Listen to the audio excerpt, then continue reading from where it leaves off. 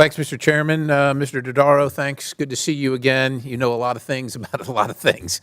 So I'm going to go somewhere where at least it has been bipartisan, and I hope just by talking about it, that doesn't destroy that, because we got a lot of work to do. The federal government owns about a quarter. Destroy that, because we got a lot of work to do.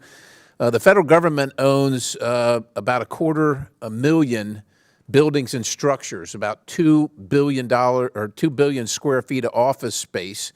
A study by your agency recently indicated 17 of the 24 agencies reviewed used 25% or less of their headquarters office space.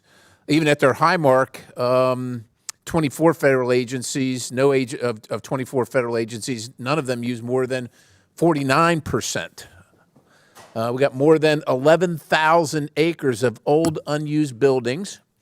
And the American taxpayer, they're forced to pay $2 billion a year for office space that sits empty.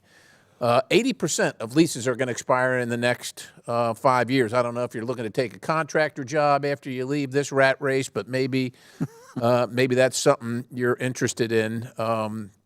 GA reported just this year that real property management was downgraded from MET to partially MET.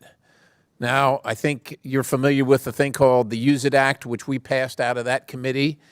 Bipartisan, not easy, but bipartisan. And you know, alongside OMB's benchmark, we'd like to remedy this situation of $2 billion a year for more than 11,000 acres of old, unused office space. I mean, that's more than half the size of Disney World, just like sitting there empty, but we're paying for it.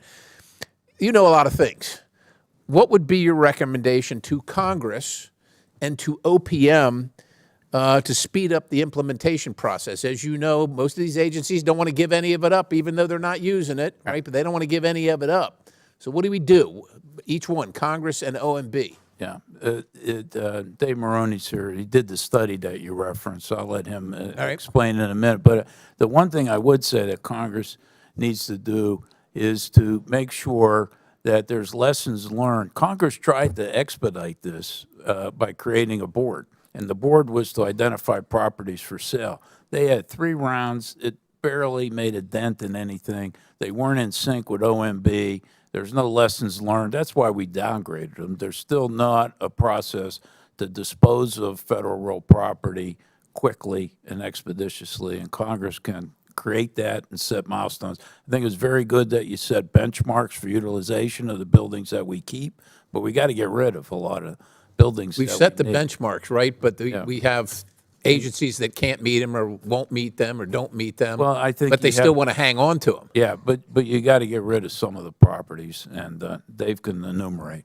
Yes, well, setting the benchmark is an important point in the law you referenced. There's also, within a year, the measurements requiring OMB and GSA to start notifying agencies if they have extra space. But I think you can do it once those measurements are in place. How many people are coming in to these buildings on a daily basis? Use those measurements to say, okay, we have extra space, and then the agencies need to expeditiously move forward. OMB has a role there to ensure that they're setting appropriate timeframes for agencies to respond if they're not doing it on their own. Congress has a role in your oversight of the implementation of the Use It Act. And as the Comptroller General mentioned as well, taking a look at the disposal process for once owned buildings are going into the pipeline to be gotten rid of, looking at ways to shorten it, make it less complicated. We have noted for years that it is a complex, complicated process. It takes too long. And the reform process, the FASTA process, was an attempt to look at ways to do that.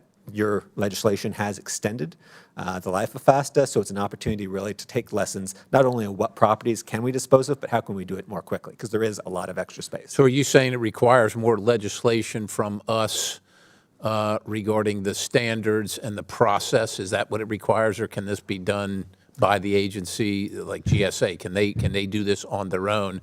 And you know, even though we want them to divest, sometimes they don't, and even though we give them a timeline, you know, the timelines keep slipping. So then what?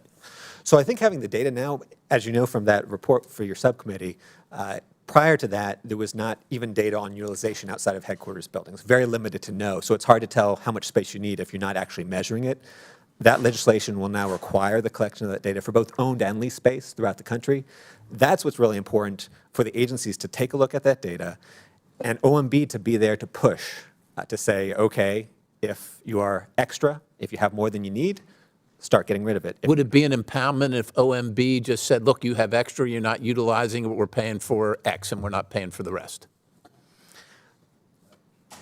As a forcing function? Yeah, Like, no. What I think needs to be done, there's a federal building fund.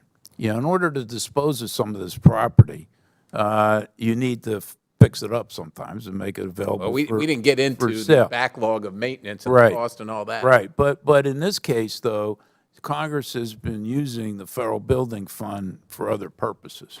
So I think we have to come to grips with, if you want to, Unbelievable, right, that they would do that. nothing shocks me after being in this job for so long. But, I mean, we have to get in sync. And the other thing Congress ought to do is make sure that wherever the extension of FASTA is, they work in concert with OMB and GSA. Last time they were working in parallel, they weren't working together. Okay. I thank you, Chairman. I yield.